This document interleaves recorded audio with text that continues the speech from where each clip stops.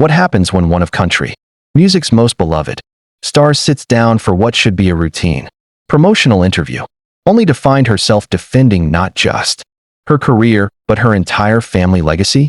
Today we're diving into the explosive confrontation that had Wynonna Judd walking off the Today with Jenna and Friends set, leaving producers scrambling and viewers at home witnessing one of the most uncomfortable moments in morning television history.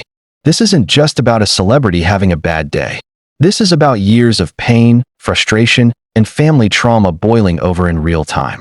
It started like any other quiet morning at Studio 1A. Wynonna arrived early, her signature red hair perfectly styled and her flowing black blouse, giving off that familiar mix of elegance and quiet rebellion.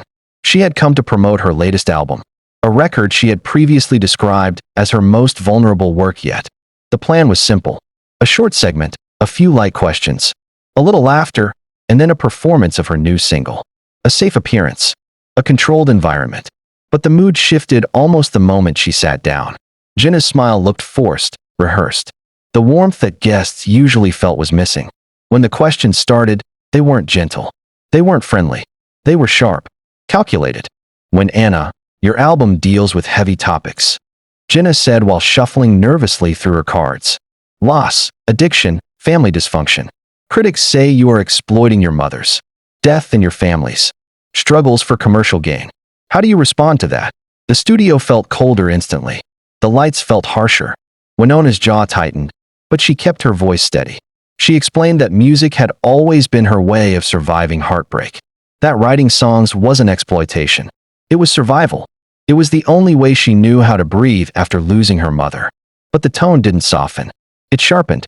Jenna leaned in slightly and asked about Wynonna's weight, her relationships, her half-sister Ashley, and whether she'd made an identity out of being the troubled daughter. The room felt like it shrank around her chair. Wynonna felt it. This wasn't what she'd been promised.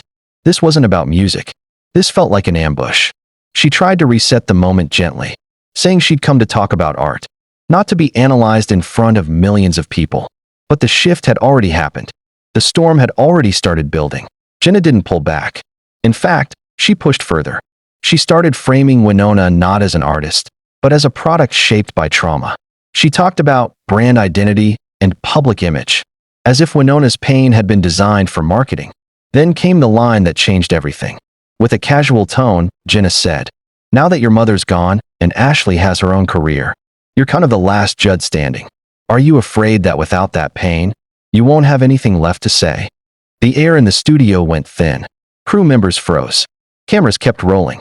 Wynonna leaned forward slowly. "Did you just say the last Judd standing?" Jenna tried to explain, saying she meant legacy, responsibility, carrying the name. But the damage was already done. "My mother didn't just pass away," Wynonna said quietly. "She took her own life." The words hit the room like a physical force. A shockwave. You could almost hear people stop breathing. Jenna tried to apologize, but Wynonna raised her hand and stopped her. She said this wasn't a misunderstanding. She said this was planned. She said someone decided that her grief would make good television. Then she stood up. Her microphone pack crackled as she moved, the sound echoing across the studio. She said she'd been in the industry for decades. She'd survived addiction, public breakdowns, heartbreak, judgment. But she'd never felt something as cruel as being turned into content while still bleeding. Jenna stood too, trying to calm the situation, asking her to sit down and start over. But Wynonna laughed, and there was no humor in it. "Start over?" she said. "You think you can reset after what you just said about my mama?" The younger co-host finally whispered that maybe they should go to commercial. The microphones caught it. The audience heard everything. Wynonna turned to her and said, "Don't you dare." She began pacing slowly, exposing years of buried pain. She talked about watching her mother struggle while the industry ignored it. She talked about headlines, fake smiles, forced strength. She talked about being turned into a symbol, instead of being treated like a human being. Jenna looked off camera, desperate, but the producers had nothing they could do. This wasn't a technical problem. This was real. Wynonna faced Jenna again and said she knew they were live. That was the point. For once, she wasn't going to filter herself. She wasn't going to smile through pain. She wasn't going to protect anyone else's comfort. She started naming the real exploitation. Not her songs. Not her honesty. The real exploitation was the silence. The industry that watched her mother fade and said nothing. Because the records still sold. The people who wrote glowing stories while ignoring the cracks underneath. Then she revealed something no one in that studio was prepared to hear. My mother called me the night before she died, she said. The room stopped completely. She said her mother told her she was tired. Not physically. Soul tired. Tired of pretending. Tired of being strong for everyone. Tired of being a symbol instead of a person. Jenna's face shifted. This wasn't controlled television anymore. This was someone bleeding in public. Wynonna said the worst part wasn't losing her mother. It was knowing that nothing had changed. That the same cycle would repeat. That some other daughter would be sitting in a pretty studio years from now, being asked the same cruel questions. The co-host tried to redirect the conversation to music. Your album is called Healing Highway, right? She asked. Wynonna laughed, but it sounded empty. She explained that the title didn't mean she was healed. It meant she was still trying to escape the wreckage. Still looking for a way forward that didn't hurt. She turned back to Jenna and said something softer now, but sharper in its truth. She said Jenna had never had to wonder if her pain was marketable. Never had to smile through trauma for an audience. Jenna apologized again, saying the show respected her. Wynonna shook her head.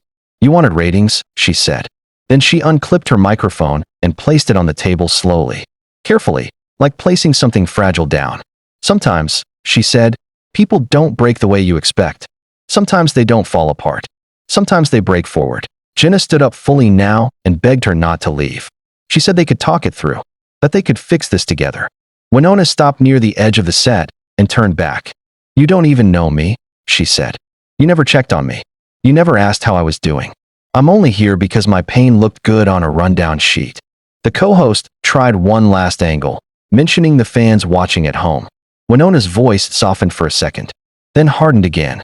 She spoke directly to the camera. She said this wasn't her. The anger wasn't her identity. It was armor. It was survival. She said the world had taught her that grief was something to package and sell. Jenna tried to comfort her, but Wynonna shut that down. She told her not to turn this into therapy, not to dress exploitation up as healing. She admitted she wasn't her mother. She didn't have her grace. She didn't have her softness. What she had was honesty, and she wasn't giving it away for ratings. She looked around at the lights, the cameras, the silent crew. She said she'd come to share music that saved her. Instead, she'd been turned into a spectacle. Jenna called out once more, asking if they could at least end on something positive. Wynonna paused. Then she said, I survived. She said she survived losing everything. She survived pain. She survived the interview. And she would keep surviving. Not for cameras, not for headlines, but because that's what her mother would have wanted. She removed the battery pack from her mic and placed it down gently. Then she looked into the camera one last time. She told viewers their pain wasn't content. Their struggles weren't entertainment. Their healing didn't need to happen on a screen. She turned away and walked off the set. The sound of her boots echoed through the studio. The cameras kept rolling, capturing the chaos, Jenna's stunned face, and the crew frozen in disbelief. Raw, unscripted, uncomfortable, and for once real.